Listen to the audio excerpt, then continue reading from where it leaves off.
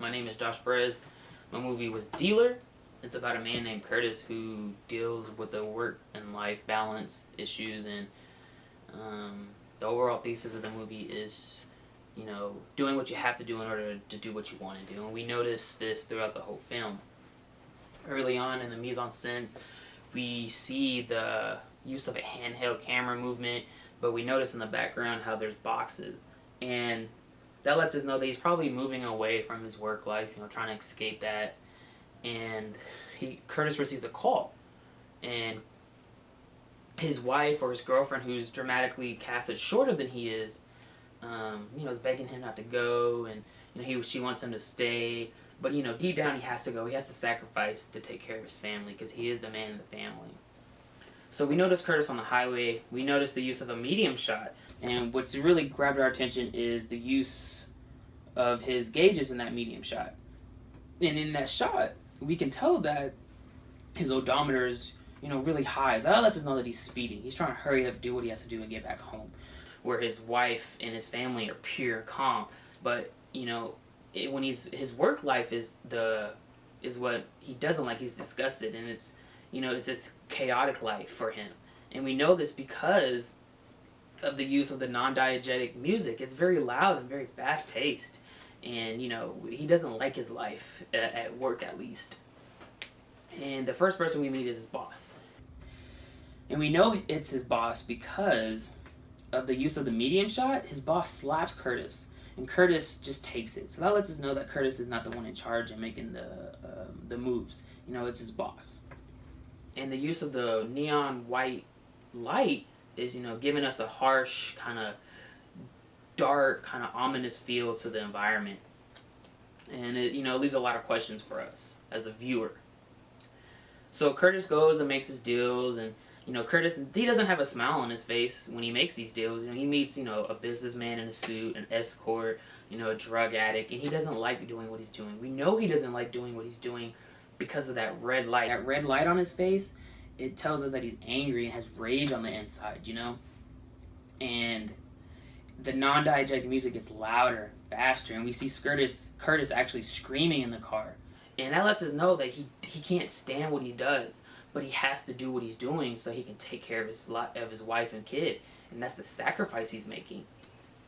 And then after that, we notice that Curtis will call his wife or his girlfriend, and his girlfriend, is what's pure. His child is what's pure and calm. And we notice this, and we know this because the non-diegetic chaotic music stops. It's very quiet.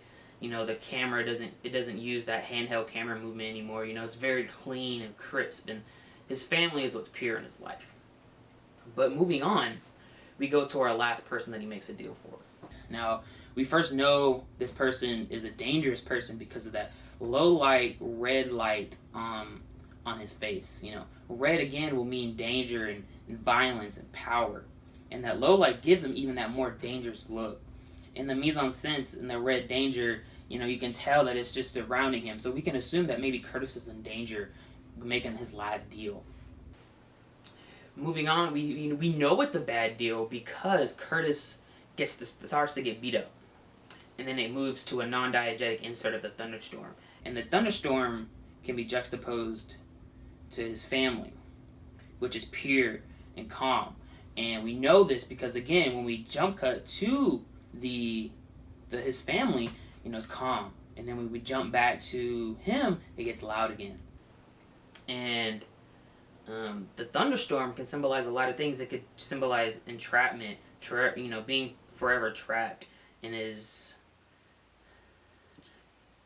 And the jump cuts of Curtis's family in the low-level shot kind of tricks us into thinking that maybe Curtis kind of made it out, making it alive out of that dangerous scene. But we know that's not true. And one way we can hint towards that is because of the use of the yellow light. The yellow light in the scene, yellow can mean a couple of things. It can mean deceit, betrayal, and hazardous. And it can also mean some positive things. But we know he didn't make it because if you continue watching throughout the film will show at the end Curtis being shot in the head in the parking lot. And that's how we know, Curtis took the ultimate sacrifice to take care of his family. and you know, there's a fine line of doing what you have to do in order to do what you want to do. And Curtis made that ultimate sacrifice. You know, he risked his life every day to take care of his family, and we seen that throughout the whole film and the different scenes that we did see.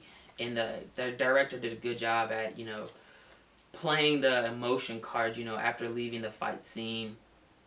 The use of the yellow light, the use of that non-diegetic insert of the thunderstorm, and the jump cuts to juxtapose his work life with his family. And, you know, it makes you think, you know, he's going to make it home, he's going to be home with his family at once and be happy. But at the same time, you know, if you continue watching the film, we all know that he doesn't make it. So again, you know, there's a thin fine line of, you know, doing what you have to do in order to do what you want to do. Thank you for watching, and I hope I get an A on this video.